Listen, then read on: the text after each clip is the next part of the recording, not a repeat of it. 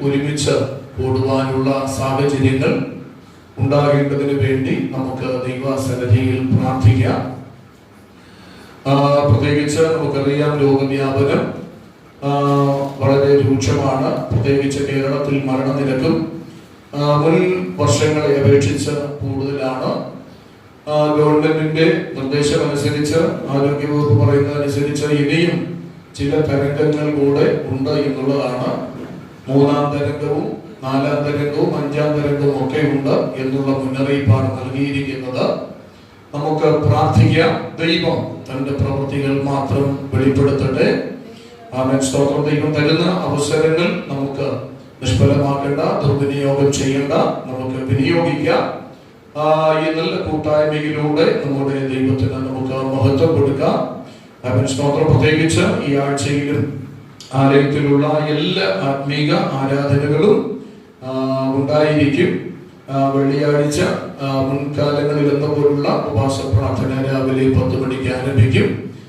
ശനിയാഴ്ച രാത്രി ആരാധന ഉണ്ടായിരിക്കും. ഇപ്പോൾ 15 പേർക്ക് കൂടി വരാനുള്ള അവസരമുണ്ടല്ലോ. ആയതുകൊണ്ട് എല്ലാ പ്രാർത്ഥനകളും മുടക്കം കൂടാതെ നടക്കും. അതുപോലെ സഹോദരിമാരുടെ പ്രാർത്ഥന സെല്ലുകൾ മുൻ ദിവസങ്ങളെ പോലെ ചലനാത്മകമായി തീരണം. സഹോദരന്മാരുടെ പ്രാർത്ഥനകൾ നടന്നു വരുന്നുണ്ട്.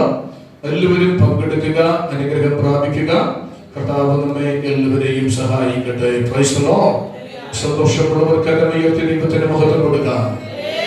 ഹല്ലേലൂയ. Praise the lord. അപ്പോൾ ഇന്ന് പകലിൽ നമുക്ക് അല്പസമയം ദൈവവചനത്തിൽ നിന്ന് ധ്യാനിക്കാം. നിങ്ങളുടെ ശ്രദ്ധ വിശുദ്ധ തിരുവചനത്തിലേക്ക് ഞാൻ ക്ഷണിക്കുന്നു. ലൂക്കോസ് എഴുതിയ സുവിശേഷത്തിലേക്ക് കടന്നു വരാം. 19-ാം അധ്യായം 41 മുതൽ 44 വരെയുള്ള തിരുവചനങ്ങൾ ഒരാൾക്ക് ശബ്ദമുയർത്തി വായിക്കാം. ലൂക്കോസ് എഴുതിയ സുവിശേഷം 19-ാം അധ്യായം 41 മുതൽ 44 വരെയുള്ള തിരുവചനങ്ങൾ.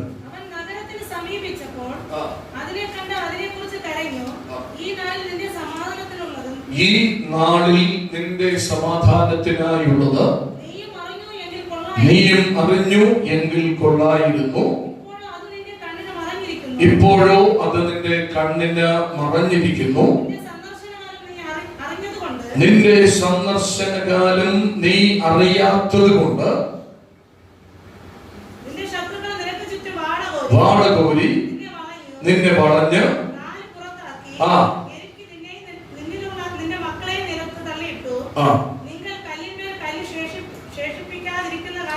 കാലം വരും. വളരെ അനുഗ്രഹിക്കപ്പെട്ട ഒരു വേദഭാഗമാണ് നാം അല്പസമയത്തെ ധ്യാനത്തിന് വേണ്ടി ഇന്ന് പകലിൽ വായിച്ച് കേൾക്കുവാൻ കഴിഞ്ഞത്. യേശു യെരൂശലേമിനെ നോക്കി. അപ്പോൾ അവന്റെ കണ്ണുകൾ കണ്ണീർ കണ്ണുകളായി മാറി. ദൈവപുത്രനായ യേശു യെരൂശലേമിനെ നോക്കിയപ്പോൾ തേങ്ങി തേങ്ങി കരഞ്ഞു എന്നാണ് നാം വായിക്കുന്നത്. ഒരു നിമിഷം യേശുവിന്റെ കണ്ണിലേക്ക് നമ്മൾ നോക്കിയാൽ യേശു കരയുന്ന രംഗം നമ്മുടെ മനക്കണ്ണുകളിലേക്ക് നാം കൊണ്ടുവന്നു കഴിഞ്ഞാൽ അത് വളരെ ദയനീയമായിരുന്ന കാഴ്ചയായിരുന്നു എന്ന് നമുക്ക് മനസ്സിലാക്കാം. യേശു കരയുവാനുള്ള സാഹചര്യം എന്താണ്? നാം ആ തിരുവെടുത്ത് പിടിക്കുമ്പോൾ യേശു ഒലിവുമലയിൽ നിന്ന് തന്റെ ശിഷ്യന്മാരുമായി കടന്നു വരുന്നതായ ഒരു സാഹചര്യം. ശിഷ്യന്മാരുമായി ഒലിവുമലയിൽ നിന്ന് കടന്നു വരുമ്പോൾ യേശു കർത്താവ് ഒരു ഭാഗത്ത് നിന്നുകൊണ്ട്, അല്ലെങ്കിൽ ഒരു കോണിൽ നിന്നുകൊണ്ട് യെരൂശലേമിനെ നോക്കുവാനിടയായി. യെരൂശലേമിനെ നോക്കിയപ്പോൾ കണ്ട കാഴ്ച അത് മനോഹരമായ കാഴ്ചയായിരുന്നെങ്കിലും കർത്താവിന്റെ കണ്ണിൽ കണ്ണുനീർ കണങ്ങളാണ് നിറയുവാനിടയായത്. യേശു യെരൂശലേമിലേക്ക് നോക്കിയപ്പോൾ മനോഹരമായ കെട്ടിട സമുച്ചയങ്ങളുണ്ട്, തിങ്ങി നിറഞ്ഞിരിക്കുന്ന വീടുകളുണ്ട്, ജനലക്ഷങ്ങളായ ആൾക്കാരുണ്ട്, മനോഹരമായ മരങ്ങൾ ഉയർന്നു നിൽക്കുന്നുണ്ട്. അവൻ കണ്ണഞ്ചിപ്പിക്കുന്ന ഉദ്യാനങ്ങൾ അവിടെ അവിടങ്ങളിലായി പൂത്തുല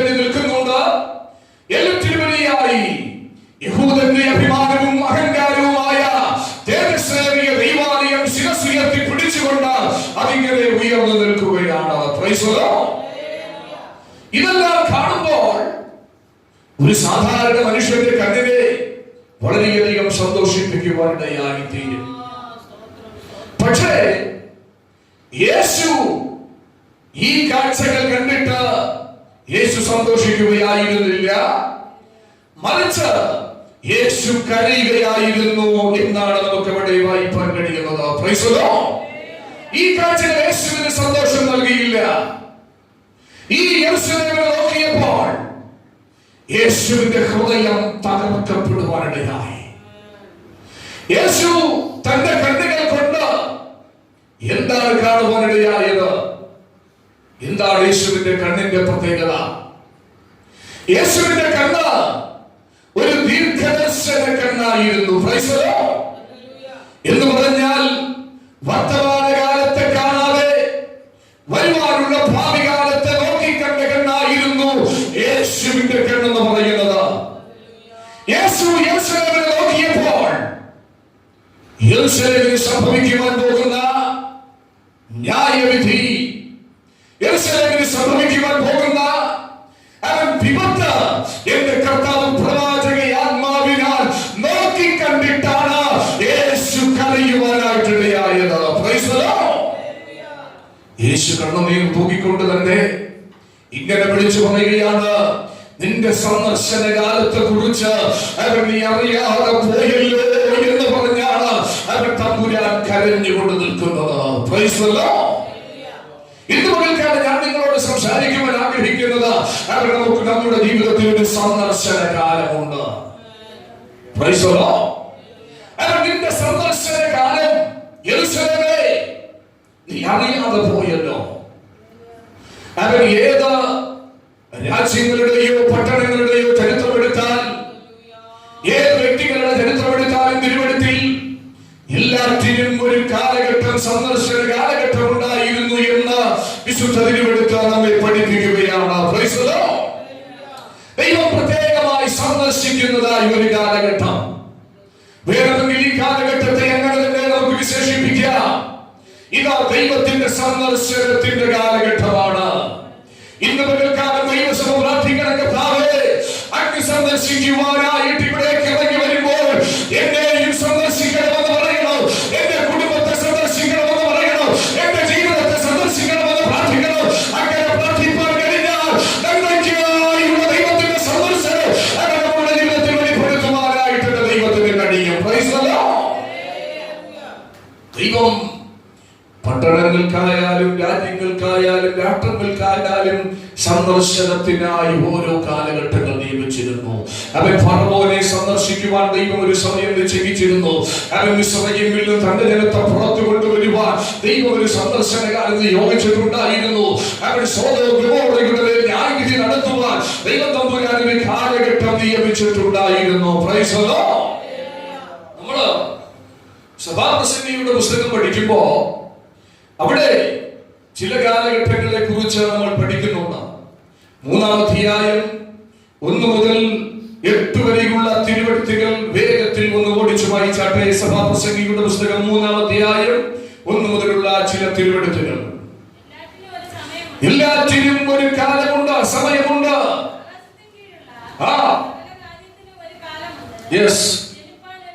ജനിക്കുവാൻ ഒരു കാലം, മരിപ്പാൻ ഒരു കാലം, നടുവാൻ ഒരു കാലം, നട്ടത് പറിക്കുവാൻ ഒരു കാലം, സൗഖ്യമാക്കുവാൻ ഒരു കാലം, ഇടിച്ചു കളയുവാൻ ഒരു കാലം,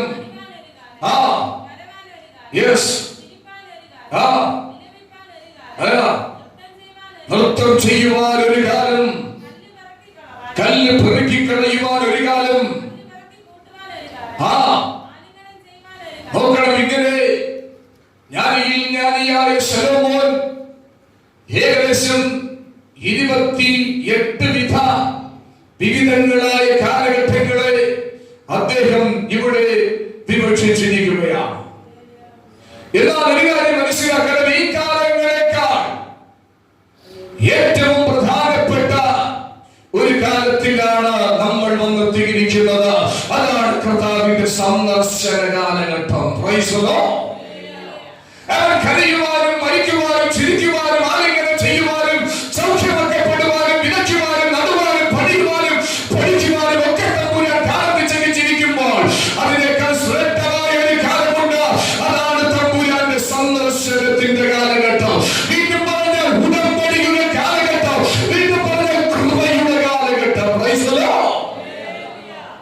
കൃപയുടെ കാലഘട്ടത്തിൽ ദൈവസഭ എഴുന്നേൽക്കേണ്ട കാലഘട്ടമാണ്. കൃപയുടെ കാലഘട്ടം എഴുന്നേറ്റ് ആത്മശക്തി പ്രാപിക്കേണ്ട കാലഘട്ടമാണ്. കൃപയുടെ കാലഘട്ടം ആത്മാവിലും ശക്തിയിലും നിറയപ്പെടേണ്ട കാലഘട്ടമാണ്. കൃപയുടെ കാലഘട്ടം പരിശുദ്ധാത്മാവിന്റെ അന്യഭാഷി അടയാളത്തോടെ പരിശുദ്ധാത്മാവിൽ ആരാധിച്ച് കൃപാവരങ്ങൾ ഏറ്റെടുക്കേണ്ട കാലഘട്ടമാണ്. ഈ കൃപയുടെ കാലഘട്ടം എന്ന് പറയുന്നത്, അഥവാ ക്രിസ്തു സന്ദർശിക്കുന്ന കാലഘട്ടം എന്ന് പറയുന്നത്, ദൈവത്തിന്റെ ചില ശുശ്രൂഷകളെ പ്രാപിച്ച് ദൈവത്തിന് വേണ്ടി പ്രയോജനപ്പെടേണ്ട ഒരു കാലഘട്ടമാണ് ഈ സന്ദർശന കാലഘട്ടം. അതാണ് യേശു പറയുന്നത്, നിന്റെ സമാധാനത്തിനായുള്ളത് നീ അറിഞ്ഞു എങ്കിൽ എത്ര നന്നായിരുന്നു. അതിപ്പോഴോ നിന്റെ കണ്ണിന് മുൻപിൽ മറഞ്ഞിരിക്കുന്നു. നിന്റെ സന്ദർശനകാലം നീ അറിയാഞ്ഞത് കൊണ്ട്. ദൈവം സന്ദർശിക്കുന്ന കാലം അനേകം മനസ്സിലാക്കുന്നില്ല, അനേകം തിരിച്ചറിയുന്നില്ല. ഇന്ന് പകൽക്കാലം മനസ്സിലാക്കണം, ഇത് നമ്മുടെ സന്ദർശനത്തിന്റെ കാലഘട്ടമാണ്. ദൈവം എന്നെയും നിങ്ങളെയും ആദാമിനൊഴുന്ന പോലെ ഇന്ന് പകൽക്കാലം നമ്മെ സന്ദർശിക്കുവാൻ ആഗ്രഹിക്കുന്നു. നമ്മുടെ അടുക്കലേക്ക് ഇറങ്ങി വരുവാൻ ആഗ്രഹിക്കുന്നു. നമ്മോട് സംസാരിക്കാൻ ആഗ്രഹിക്കുന്നു. അവന്റെ ഹൃദയം നമ്മോട് പകരുവാൻ ആഗ്രഹിക്കുന്നു. ഇന്ന് പകൽക്കാലം എത്ര പേർക്ക് ആഗ്രഹമുണ്ട്? അവൻ ഫലഭരിതമായ പ്രപഞ്ചത്തിന്റെ നാഥനായ കർത്താവ് ഇന്ന് പകൽക്കാലം ഇറങ്ങി വരണം. അവൻ എന്നെ സന്ദർശിക്കണം, എന്റെ ജീവിതത്തെ സന്ദർശിക്കണം, എന്റെ കുടുംബത്തെ സന്ദർശിക്കണം, എന്റെ ബിസിനസ്സിനെ സന്ദർശിക്കണം, എന്റെ തൊഴിലിനെ സന്ദർശിക്കണം, എന്റെ വിദ്യാഭ്യാസത്തെ സന്ദർശിക്കണം, എന്റെ ശുശ്രൂഷയെ സന്ദർശിക്കണം. ഇന്ന് പകൽക്കാലം എത്ര പേർ ആഗ്രഹിക്കുന്നു? ആഗ്രഹിക്കുന്ന പുള്ളകളെ അവർ നിർവഹിക്കുന്നതിന് ദൈവമുണ്ട്. ഇത് സന്ദർശനത്തിന്റെ കാലഘട്ടം. ഈ നാളുകളിൽ ദൈവത്തിന്റെ സന്ദർശനം വെളിപ്പെടുവാൻ പ്രാർത്ഥനയും ഉപവാസവും അത്യന്താപേക്ഷിതമാണ്. ദൈവം ആരെയൊക്കെ സന്ദർശിച്ചിട്ടുണ്ട്? അനേക ദൈവഭക്തന്മാരെ കർത്താവ് സന്ദർശിച്ചിട്ടുണ്ട്. നമുക്കറിയാം, വേദപുസ്തകത്തിൽ നിന്ന് ചില വ്യക്തികളെ വേഗത്തിൽ ഞാൻ പരിചയപ്പെടുത്താൻ പരിമിതമായ നിമിഷത്തിനുള്ളിൽ നമുക്ക് ഏവർക്കും അറിയാവുന്ന ഒരു കഥാപാത്രമാണ് യാക്കോബ്. നമ്മൾ നോക്കണം, യാക്കോബ് ഒരു ദിവസം യാബോക്ക് നദിയുടെ തീരത്ത് വച്ചാണ് തനിക്ക് ദൈവിക സന്ദർശനം ഉണ്ടാകുന്നത്. ആ സാഹചര്യം വളരെ വിഷമം നിറഞ്ഞൊരു സാഹചര്യമാണ്. യാക്കോബിന് ഭയവും ഭീതിയും നിറഞ്ഞതായ ഒരു സമയത്താണ് ദൈവം യാക്കോബിനെ സന്ദർശിക്കാൻ ആഗ്രഹിച്ചത്. ജീവിതത്തിൽ പ്രതിസന്ധികൾ നിറഞ്ഞിരിക്കുന്ന, കാലിരുൾ മൂടപ്പെട്ടിരിക്കുന്ന, ഭീതി നിറയപ്പെട്ടിരിക്കുന്ന, മുൻപോട്ട് പോകുവാനുള്ള വഴികളെല്ലാം അടയപ്പെട്ടിരിക്കുന്ന സാഹചര്യത്തിലാണ് യാക്കോബിന് വേണ്ടി എന്റെ തമ്പുരാൻ അവിടെ ഇറങ്ങി വന്നത്. ഇന്ന് പകലിൽ നമ്മുടെ പ്രതിസന്ധികളുടെ നടുവിലേക്ക്, നമ്മുടെ പ്രശ്നങ്ങളുടെ നടുവിലേക്ക്, നമ്മുടെ ആവലാദികളുടെയും പരിഭവങ്ങളുടെയും നടുവിലേക്ക് ഇറങ്ങി വരുവാൻ കഴിയുന്ന ഒരു അരിമരക്ഷകന്റെ പാദമെടുത്ത് കാണിക്കുന്നത് അന്ന് യാബോക്ക് തീരത്തന്ന പോലെ ഇന്ന് പകൽക്കാലം നമ്മുടെ നടുവിന് എന്റെ കർത്താവ് ഇറങ്ങി വന്നിട്ടുണ്ട്. എന്നെ സന്ദർശിക്കുക, നമ്മുടെ അവസ്ഥകൾക്ക് മാറ്റം വരുത്തുക, ജീവിത നിലകളെ മെച്ചപ്പെടുത്തുക, ചിലത് കൈമാറുക. ഇന്ന് പകൽക്കാലം എന്റെ തമ്പുരാൻ ഇറങ്ങി വന്നിട്ടുണ്ട്. വിശ്വസിക്കുന്ന ദൈവത്തിന് കരങ്ങൾ തട്ടി ഒരു നിമിഷം ദൈവത്തിന് ശ്രദ്ധ ചെയ്താട്ടെ. ഹല്ലേലൂയ, ഹല്ലേലൂയ, ഹല്ലേലൂയ. യാക്കോബ് ഭയപ്പെടാനുള്ള കാരണം എന്താ? ആരെ കണ്ടാണ് യാക്കോബ് ഇവിടെ ഭയപ്പെട്ടത്?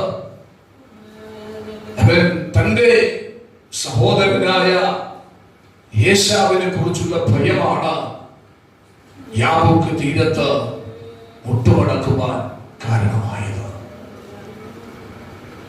അപ്പന്റെ അനുഗ്രഹം തട്ടിപ്പറിച്ച് പുറപ്പെട്ടവനായിരുന്നു ഈ യാക്കോബ്. അന്ന് മുതൽ ഇദ്ദേഹത്തെ കൊല്ലുവാനുള്ള പദ്ധതി ഏശാവ് ആലോചിച്ചു കൊണ്ടിരിക്കുകയാണ്. അതിനുള്ള കുതന്ത്രങ്ങളെല്ലാം വലിച്ചുകൊണ്ടിരിക്കുകയാണ്. യാക്കോബ് വർത്തമാനം കേട്ടിട്ട് അവൻ അമ്മയുടെ തന്റെ മാതാവിന്റെ നിർദ്ദേശപ്രകാരം അവൻ ലാബാന്റെ വീട്ടിൽ ചെല്ലുന്നു. അവിടെ ചില ആണ്ടുകളൊക്കെ യാക്കോബ് പാർക്കുകയാണ്. അദ്ദേഹം കുടുംബമായി തനിക്ക് ഭാര്യമാരും മക്കളും ദാസിദാസന്മാരും ധാരാളം സമ്പത്തുമെല്ലാം ഉണ്ടായി. ഇപ്പോൾ സകല സമ്പത്തുമായി അദ്ദേഹം തിരിച്ചു വരികയാണ്. തിരിച്ചു വരുന്ന സാഹചര്യത്തിൽ അവൻ തന്റെ സഹോദരനെ അനുനയിപ്പിക്കേണ്ട ഒരു സാഹചര്യമുണ്ട്. നേരെ ചെന്ന് ചാടിക്കഴിഞ്ഞാൽ ഒരുപക്ഷെ അവൻ ആക്രമിച്ച് കീഴ്പ്പെടുത്താം. കാരണം കൊല്ലുമെന്ന് നേരത്തെ മുന്നറിയിപ്പ് നൽകിയതാ. അതുകൊണ്ട് അദ്ദേഹത്തിന്റെ കോപം അത് ശമിച്ചിട്ടുണ്ടോ എന്ന് അറിയത്തില്ല. യാക്കോബ് ഇവിടെ ചിലരെ അവൻ സ്തോത്രം സംയമനത്തിന് വേണ്ടി ചില ചർച്ചകൾ നടത്തി രമ്യമായ പരിഹാരം ഉണ്ടാക്കുന്നതിന് വേണ്ടി ചില ഗ്രൂപ്പുകളെ യേശാവിന്റെ അടുക്കൽ അയക്കുന്ന രംഗം അവൻ നമ്മൾ 31-ാം അധ്യായം 30 പുസ്തകത്തിൽ വായിക്കുന്നു. നോക്കണം, അവൻ ആ പശ്ചാത്തലത്തിൽ നിന്നുകൊണ്ട് നിങ്ങൾ മനസ്സിലാക്കുമ്പോൾ യേശാവ് 400 പേരുമായി യാക്കോബിനെ എതിർപ്പെട്ട് വരികയാണ്. ഈ വരവ് യാക്കോബിന്റെ വീക്ഷണത്തിൽ ശുഭകരമായി തോന്നിയില്ല. യാക്കോബ് ചിന്തിച്ചത്, സഹോദരൻ വരും, അവന്റെ 400 ആൾക്കാരുമായി വന്ന് ഒന്നാമത് എന്നെ കൊല്ലും, ഞാനാണ് അവനെ ചതിച്ചത്. രണ്ടാമത് എന്റെ ഭാര്യമാരെ കൊല്ലും, മൂന്നാമത് എന്റെ മക്കളെ കൊല്ലും, എന്റെ ദാസന്മാരെ കൊല്ലും. അത് കഴിഞ്ഞ് എനിക്കുള്ള സകല സമ്പത്തും അവൻ അപഹരിക്കും എന്നതായ ഭയം യാക്കോബിന്റെ ഹൃദയത്തെ വല്ലാതെ വലച്ചു. അവൻ ആ വലച്ചിലാണ് അവൻ യാക്കോബിന്റെ ഭീരത മുട്ടുമടക്കുവാനായിട്ട് ഇടയായിത്തീർന്നത്. പ്രതിസന്ധികളുടെ നടുവിൽ, വെല്ലുവിളികളുടെ നടുവിൽ ദൈവവൈദ്യൻ മുടങ്ങാൻ മടക്കുവാൻ തയ്യാറായാൽ അവൻ എത്ര ശക്തനായ എതിരാളിയായാലും എത്ര കരുത്തനായ ശക്തിയാണ് നിനക്കെതിരെ കടന്നു വന്നാലും ഇന്ന് പകൽക്കാലം ഒരു കാര്യം പറയുവാൻ കഴിയും, നിന്റെ ശത്രുവിനെ നിന്റെ ഭാഗമാക്കുവാൻ കഴിയുന്ന ഒരു ദൈവത്താകുക ഇന്ന് പകൽക്കാലം തുടങ്ങി വന്നിരിക്കുകയാണ്. യേശാവ് 400 ആൾക്കാരുമായി കടന്നു വരുന്നു. എന്താ സംഭവിക്കുന്നത്? അവൻ നമുക്കറിയാം. അവൻ സ്തോത്രം ചെയ്യുന്നു. നമ്മൾ ഇവിടെ വായിക്കുമ്പോൾ അവൻ യേശാവിന്റെ ജീവിതം, യേശാവിന്റെ ജീവിതത്തിന്റെ സഹോദരനെ കണ്ടിട്ട് അവൻ കെട്ടിപ്പിടിച്ചു. ഇരുവരും കരഞ്ഞു, പൊട്ടിക്കരഞ്ഞു, തമ്മിൽ ആലിംഗനം ചെയ്തു. അവൻ ഇന്ന് പകൽക്കാലം മനസ്സിലാക്കണം, എന്റെ ദൈവം സമാധാനത്തിന്റെ ദൈവമാണ്. അവൻ ശാലേം രാജാവാണ്. അവൻ ശത്രുവിനെ അവൻ കാൽ കീഴിൽ കൊണ്ടുവന്ന് അവൻ മുട്ടുമടക്കി ഭീഷിക്കുന്നവരാണ്. നീ പ്രാർത്ഥിക്കുവാൻ തയ്യാറായാൽ, നീ മുടക്കാൻ മടക്കുവാൻ തയ്യാറായാൽ, ദൈവസന്നിധി വിമർശിക്കുവാൻ തയ്യാറായാൽ, ദൈവത്തോട് ചോദിക്കാൻ തയ്യാറായാൽ, ഏത് കരുത്തരെയും അവൻ നിന്റെ മുൻപിൽ യാതൊരു വയ്ക്കുവാൻ എന്റെ ദൈവത്തിന് മാത്രമേ കഴിയുകയുള്ളൂ. നോക്കണം, ഭയപ്പെട്ടിരുന്ന സമയം. മനുഷ്യൻ എന്ന പല നിലകളിലുള്ള അവൻ ഭയത്തിന് വിധേയനാണ്. ഭയം പല വിധത്തിലാണ്. ചിലർക്ക് ആൾക്കാരെ കാണുമ്പോൾ ഭയങ്കര പേടിയാണ്, ഭയമാണ്. ചിലർക്ക് തീ കാണുമ്പോൾ ഭയമാണ്. ചിലർക്ക് വെള്ളം കാണുമ്പോൾ ഭയമാണ്. ചിലർക്ക് രോഗം ഭയമാണ്. ചിലർക്ക് പാമ്പിനെ ഭയമാണ്. ചിലർക്ക് പ്രാണിയെ ഭയമാണ്.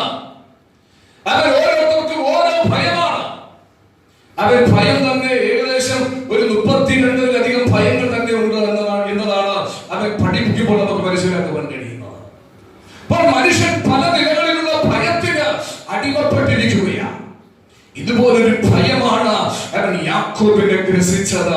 ഇന്ന് പകൽക്കാലം പ്രിയപ്പെട്ടവരെ, ദൈവസന്നിധിയിൽ ഇരിക്കുന്ന ദൈവജനത്തോട് പറയട്ടെ, അത് തികഞ്ഞ ദൈവസ്നേഹമാണ് നമ്മുടെ ഭയത്തെ പുറത്താക്കുന്നത്. യോഹന്നാൻ ലേഖനം പറയുന്നു, ഇന്ന് പകൽക്കാലം ദൈവത്തിന്റെ സ്നേഹം അവൻ നമ്മുടെ ഹൃദയത്തിലേക്ക് ഉദയം ചെയ്യുമെങ്കിൽ അവൻ ജീവിതത്തിൽ ഏതെല്ലാം വിഷയങ്ങളെ കുറിച്ച് നീ ഭയപ്പെട്ടിരുന്നാലും ഇന്ന് പകൽക്കാലം ആ ദൈവ സ്നേഹം അവൻ സകലത്തെയും പുറത്താക്കി അവന് വിശ്വസ്തത തരുവാൻ, അവന് സമാധാനം തരുവാൻ, നിന്നെ സന്ദർശിക്കുവാൻ ഇന്ന് പകൽക്കാലം ദൈവം ആഗ്രഹിക്കുകയാണ്. നോക്കണം, അവൻ ഈ ഭയം, അവൻ സ്തോത്രം മരണകരമായ ഒരു ഭയത്തിന് വിധേയപ്പെട്ടിരുന്നവർ ദൈവത്തോട് പറഞ്ഞു, എന്നെ അനുഗ്രഹിക്കണം, എന്റെ സഹോദരന്റെ കയ്യിൽ എന്നെ ഏൽപ്പിക്കാതെ, അവൻ എന്റെ മക്കളെ, എന്റെ ഭാര്യമാരെ, എന്റെ ദാസന്മാരെ, എന്റെ സമ്പത്തിനെ എല്ലാം സൂക്ഷിക്കണം അവൻ എന്ന് പറഞ്ഞ് ദൈവത്തോട് പ്രാർത്ഥന പ്രാർത്ഥിച്ചു. എന്റെ അപ്പൻ പ്രാർത്ഥന കേട്ടു, പ്രാർത്ഥനയ്ക്ക് മറുപടി നൽകി. ഇന്ന് പകൽക്കാലം ഓർപ്പിക്കട്ടെ,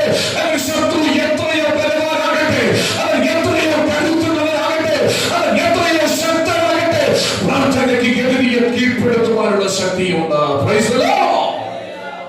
ഇന്ന് പകൽക്കാലം അവർ ജീവിതത്തിൽ താണുപോകുന്നവനെ അവർ തൂക്കിയെടുത്ത് ഉയർത്തി നിർത്തുക എന്റെ ദൈവത്തിന് കഴിയും. അവൻ പുരാതനായ ദൈവത്തിന്റെ ഭുജം അവർ അവിടെ വെളിപ്പെടും. അവർ ഇന്ന് പകൽക്കാലം അവർ താങ്ങുന്ന ദൈവത്തിന്റെ കരം അവർ ഇതിനകത്ത് വെളിപ്പെട്ടിട്ടുണ്ട്. ആ ദൈവ സാന്നിധ്യം തുടർന്ന് അനുഭവിപ്പാൻ പരിശുദ്ധാത്മാവ് നമ്മെ സഹായിക്കട്ടെ. Praise the Lord. നോക്കണം, യാക്കോബിന്റെ ദൈവം സന്ദർശിച്ചപ്പോ യാക്കോബിന്റെ ജീവിതത്തിന്റെ ഭയം മാറി. ഇരുന്നവന്റെ അവസ്ഥകൾ മാറി. തന്റെ സഹോദരനെ കുറിച്ചുള്ള പേടി തന്നിൽ നിന്ന് മാറി. അവൻ മരണത്തെ കുറിച്ചുള്ള ഭയം തന്നിൽ നകന്നു. അദ്ദേഹം അനുഗ്രഹിക്കപ്പെട്ടു. അവൻ തന്റെ സഹോദരൻ കെട്ടിപ്പിടിച്ച് ആലിംഗനം ചെയ്ത് പൊട്ടിക്കരയത്തക്ക നിലയിലേക്ക് തമ്പുരാന്റെ പ്രവൃത്തി വെളിപ്പെടുത്തി. ദൈവം അനുകൂലമെങ്കിൽ പ്രതികൂലമാരാണ്. ഇന്ന് പകൽക്കാലം നമ്മെ വിളിച്ചത് നമ്മുടെ ദൈവമാണ്. അവൻ ദൈവം യാക്കോബിനെ സന്ദർശിച്ചപ്പോൾ എന്തൊക്കെയാ സംഭവിച്ചത്? ഒരു കാലത്ത് ഉപായിയായിരുന്ന യാക്കോബ് അവൻ ഇപ്പോൾ ഇസ്രായേലായി മാറിയിരിക്കുകയാണ്.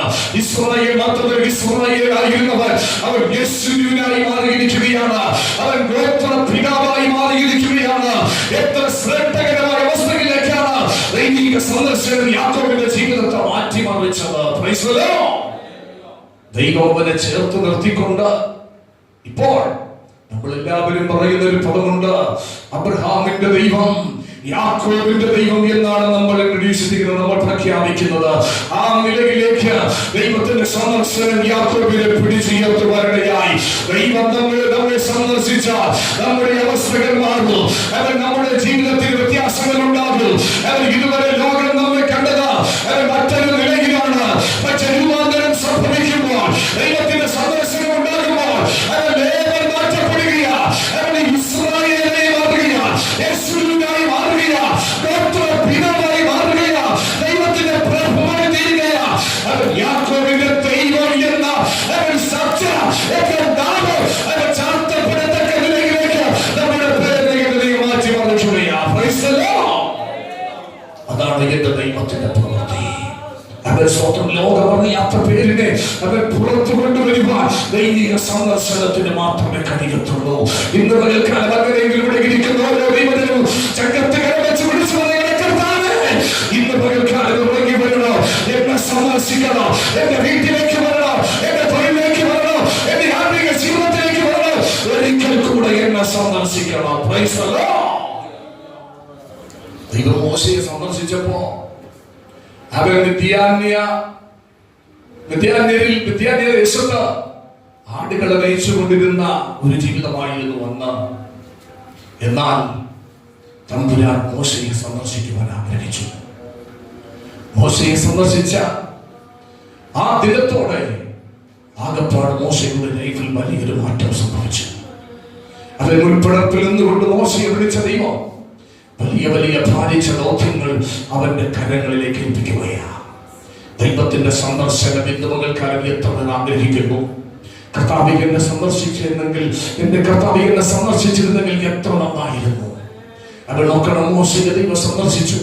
മോശയുടെ അവസ്ഥകൾക്ക് മാറ്റം വരുത്തി ഒരു വലിയ ദൗത്യമായി ഫറവോന്റെ അടുക്കൽ അയക്കുന്നു.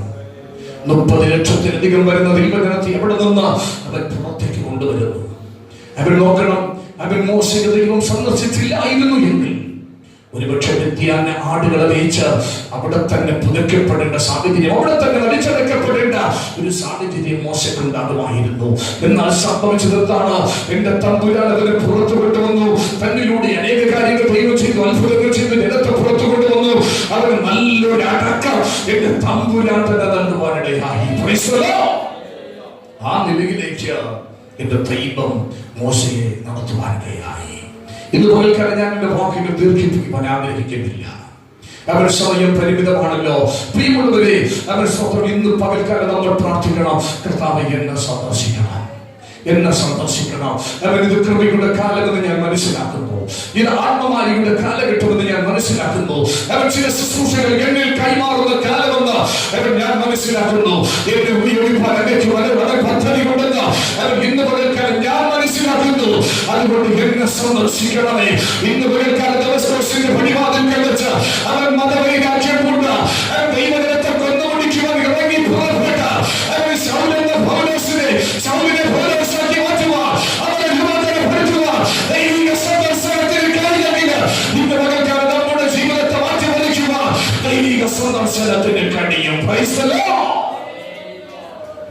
ചെന്നായ്ക്കളുടെ കുഞ്ഞാടുകളാക്കി മാറ്റുവാൻ അവർ സ്വതന്ത്രിക്കുന്ന അനേക സിംഹസ്വഭാവമുള്ളവരെ അവർ വിനയത്തിന്റെയും പദ്ധതികളുടെയും പാതകളിലേക്ക് നടത്തുവാൻ ഇന്ന് പകൽക്കാലം ദൈവത്തിന്റെ പദ്ധതിയുണ്ട്.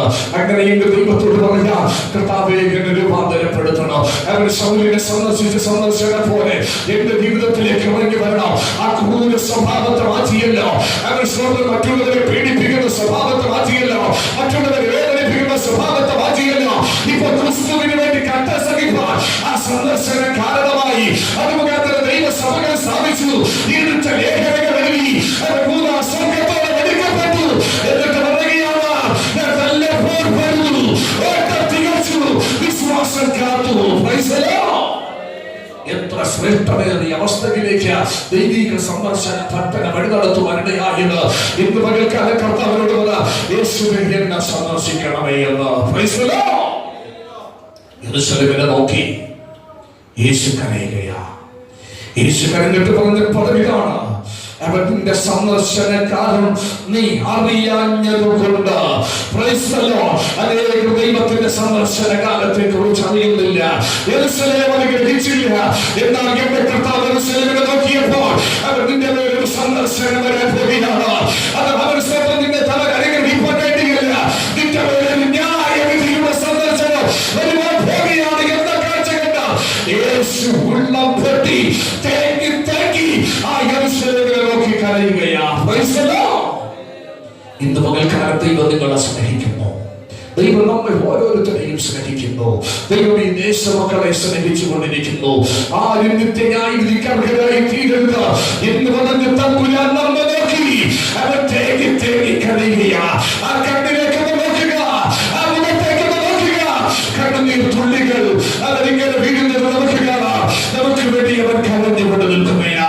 അവൻ നശിക്കരുത്, നിങ്ങൾ ചിലത് എനിക്ക് വേണ്ടി ചെയ്യണം, ദൈവരാജ്യത്തിന് വേണ്ടി ചിലത് ചെയ്യണം, ചില ദൗത്യങ്ങൾ ഏറ്റെടുക്കണം. ഇത് ദൈവത്തിന്റെ പദ്ധതിയാണ്, ദൈവത്തിന്റെ നിയോഗമാണ്. ഇന്ന് പകൽക്കാലം ആ നിയോഗം നിങ്ങളിലേക്ക് കൈമാറുവാൻ ദൈവം ആഗ്രഹിക്കുന്നു.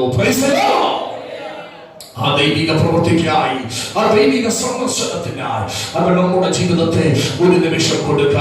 അവൻ ക്രൂശിൽ സ്വപ്നേശ്വരനോട് കൊടുക്കുന്നത് പ്രവൃത്തിക്കാരന്റെ ജീവിതത്തിൽ അവസാന ഘട്ടത്തിലാണ് ദൈവിക സന്ദർശനം ഉണ്ടായത്.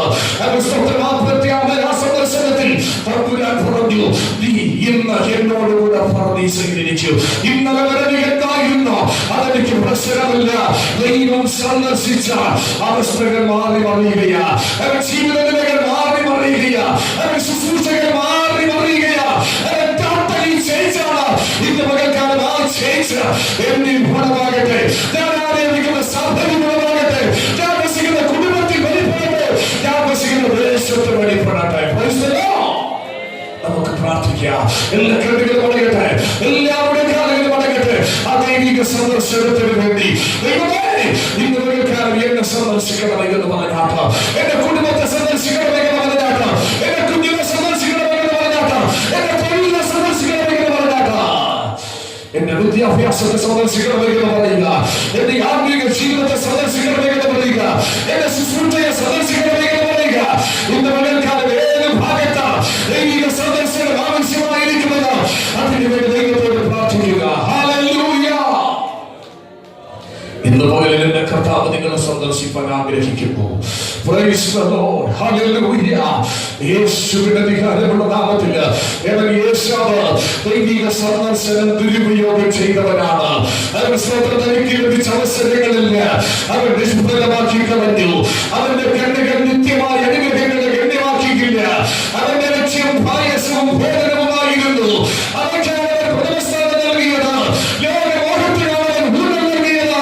അവൻ ദൈവിക സന്ദർശനത്തെ അവൻ നിഷ്ഫലമാക്കിയതുകൊണ്ട് വിശുദ്ധ പറയുന്നു, യാക്കോബ് അനുഗ്രഹിക്കപ്പെട്ടപ്പോൾ ഏശാവിന്റെ താളടിയാകുവാനിടയായി. Praise the lord. ഇബ്രാഹിം പറയുന്നത് അവൻ പിന്നത്തേതിൽ അനുഗ്രഹം ലഭിക്കാൻ ആഗ്രഹിച്ചു. അവന് കൈവശം വന്ന് അനുഗ്രഹം, അവനിൽ നിന്ന് അനുഗ്രഹിക്കപ്പെട്ട അനുഗ്രഹത്തിന് അവൻ അധികം ആഗ്രഹിച്ചു. എന്നാൽ തിരുവനന്തപുരത്തിൽ പറയുന്നു, അവൻ കണ്ണുനീരോടുകൂടി അപേക്ഷിച്ചിട്ടു, അവൻ തള്ളപ്പെട്ടു. മാനസാന്തരത്തിന് അവസരമുണ്ടായില്ല, മാനസാന്തരത്തിന് ഇടയുണ്ടായില്ല. എത്രയോ പരിതാപകരമാണ്.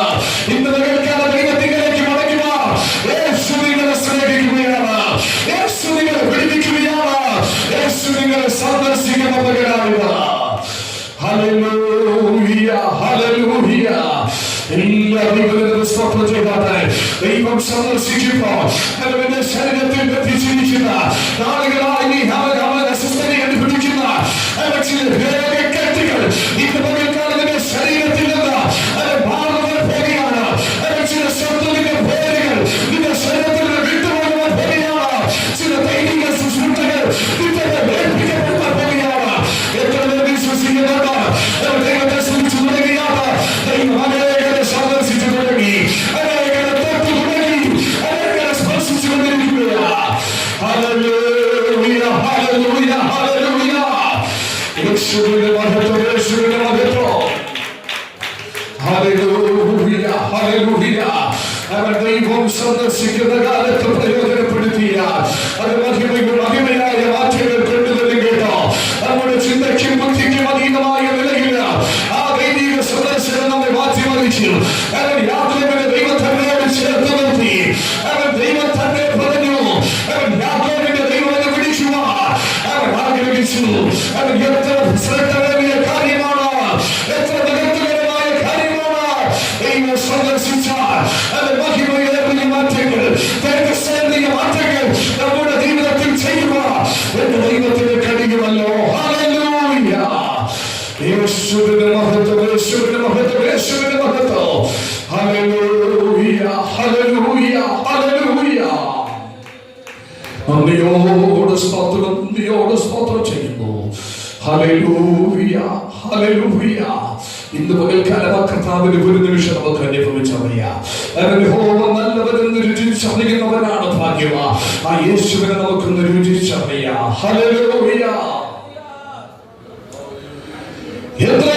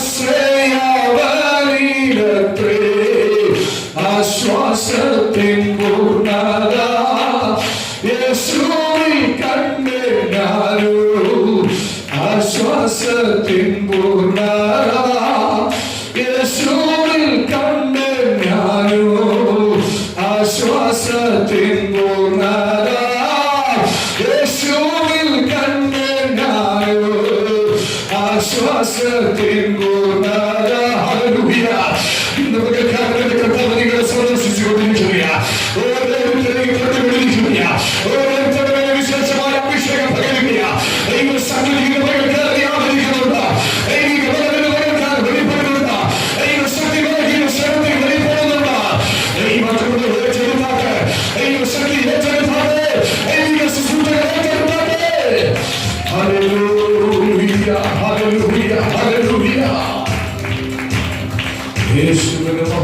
യേശുവിന്റെ മഹത്വം. പിതാവേ, നന്ദിയോടെ സ്തോത്രം. കർത്താവിൽ പ്രിയമുള്ളവരെ, ഇന്ന് പകൽക്കാലം വളരെ അനുഗ്രഹിക്കപ്പെട്ട ആത്മീക ശുശ്രൂഷകളിലൂടെ ദൈവസഭയുടെ മേൽ ദൈവം വെളിപ്പെട്ടുകൊണ്ടിരുന്നുവല്ലോ. അവർ ഇത് നമ്മുടെ സന്ദർശന കാലമെന്ന്, അതേ കൃപയുടെ കാലഘട്ടമായി, കൃപാവരങ്ങളുടെ കാലഘട്ടമായി, ദൈവത്താൽ ഉപയോഗിക്കപ്പെടുന്ന കാലഘട്ടമായി, ജീവിതത്തിൽ അനുസൃതമായ രൂപാന്തരവും മാറ്റവും വരുത്തുന്ന കാലഘട്ടമായി ദൈവീക സന്ദർശനങ്ങൾ നമ്മുടെ ജീവിതത്തിലാക്കി തീർക്കാം. ഒരിക്കലും ന്യായവിധിക്ക് ഹേതുവായി തീരാതെ യെരൂശലേമിന്മേൽ വന്ന ന്യായവിധിയും അതിഭീകരമായിരുന്നു.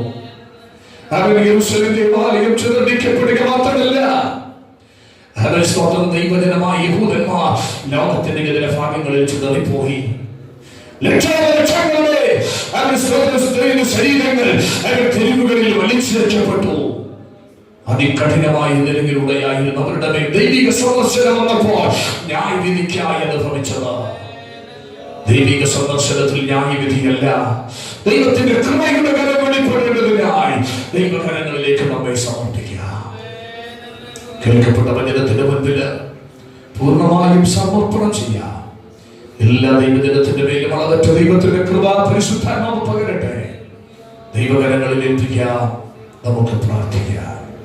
കരുണയുള്ള ദൈവമേ, സ്വർഗീയ നല്ല പിതാവേ, അനുഗ്രഹിക്കപ്പെട്ട ഈ നല്ല ശുശ്രൂഷ നിങ്ങൾക്ക് ദാനം ചെയ്ത അങ്ങയുടെ മഹാസ്നേഹത്തിന് ഞങ്ങൾ നന്ദി പറയുന്നു.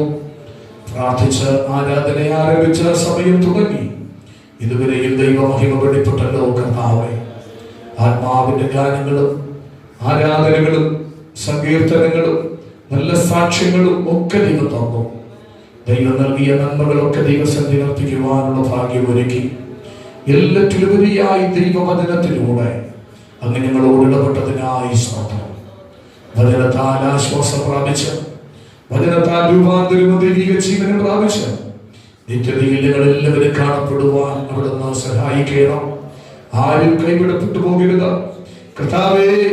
ന്യായവിധിക്കായല്ല, രക്ഷയ്ക്കായി തന്നെ അങ്ങയുടെ സന്ദർശനം ഉതകട്ടെ. ഈ ദേശത്തെയും ദൈവം അങ്ങനെ ആ നിലയിൽ സന്ദർശിക്കണമേ. ഇന്ന് പകൽക്കാലം വരുവാൻ വേണ്ടി ആദരിക്കുന്ന അങ്ങയുടെ കുഞ്ഞുങ്ങളെ ഓരോരുത്തരെയും അവിടുന്ന് സന്ദർശിക്കണമേ. ജീവിതാവസ്ഥകൾക്കെല്ലാം ദൈവം മാറ്റം വരുത്തണം. പിതാവേ, ഈ ആഴ്ചയിലും ആലയത്തിൽ നടക്കേണ്ട എല്ലാ കൂട്ടായ്മകളെയും അനുഗ്രഹിക്കണം.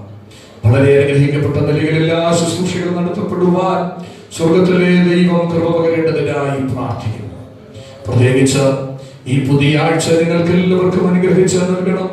ഞങ്ങളുടെ പാതകൾ, ഞങ്ങളുടെ പ്രവർത്തന മേഖലകൾ, ആത്മീക ശുശ്രൂഷ ഭാഗങ്ങൾ, വിദ്യാഭ്യാസ രംഗങ്ങൾ, തൊഴിൽ മേഖലകൾ, കർത്താവി അധ്വാന ഫലങ്ങൾ, ഞങ്ങളുടെ സകല പ്രയത്നങ്ങളിലും അവിടുത്തെ കൃപയും സമാധാനവും വെളിപ്പെടുവാൻ പ്രാർത്ഥിക്കുന്നു.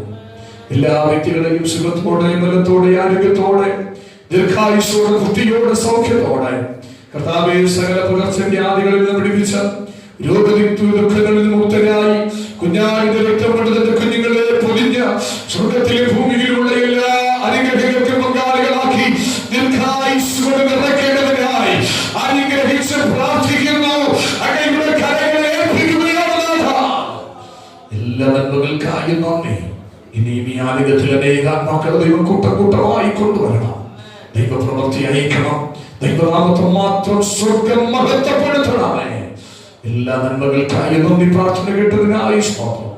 പുത്രന്റെ നാമത്തെ മാത്രം ഉയർത്തണം. യേശു ക്രിസ്തുവിന്റെ പരിശുദ്ധമുള്ള നാമത്തിൽ തന്നെ പിതാവേ. ആശീർവാദം, പിതാവായ ദൈവത്തിന്റെ സ്നേഹവും കർത്താവ് രക്ഷിതാവായ യേശു ക്രിസ്തുവിന്റെ കൃപയും ആശ്വസിപ്പിച്ചു വഴിനടത്തുന്ന പരിശുദ്ധാത്മാവിന്റെ നിരന്തരമായ സഹവാസവും കാവലും കടന്നു വന്ന ദൈവജനത്തോടും ഭൂലോകത്തിലെ വിശുദ്ധന്മാരോടും ഓർത്ത് പ്രാർത്ഥിച്ച എല്ലാ വിഷയങ്ങളുടെയും ഇന്നു മുതലേക്ക് നമ്മുടെ കർത്താവായ യേശു ക്രിസ്തുവിന്റെ മേഘത്തിലെ പ്രത്യക്ഷത വരെ ഉണ്ടായിരിക്കുമാറാകട്ടെ. ചെന്ന കർത്താവിന്റെ കരം ഉയർത്തി മഹത്വം എടുക്കാം. ഹല്ലേലൂയ, ഹല്ലേലൂയ, ഹല്ലേലൂയ. സമാധാനത്തിന് ദൈവം നിങ്ങൾ എല്ലാവരെയും അനുഗ്രഹിച്ച് കാക്കുമാറാകട്ടെ. ആമേൻ.